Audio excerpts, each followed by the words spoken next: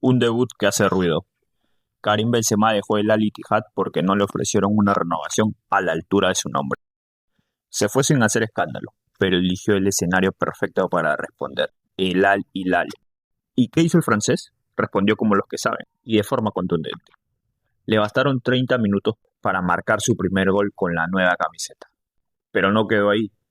Terminó el partido con un hat-trick y además una asistencia, finiquitando así el debut soñado, la noche perfecta. Y todo esto con un condimento extra, porque este fichaje no cayó bien en todos lados. Cristiano Ronaldo, su amigo, encendió la polémica al oponerse al fichaje de Benzema por sentir que perjudicaba directamente al Al-Nassr. Mientras unos discutían el poder de la liga, Benzema habló donde mejor sabe hacerlo, en la cancha. ¿Crees que el Al-Nassr de CR7 podrá parar al Al-Hilal y más ahora con Benzema?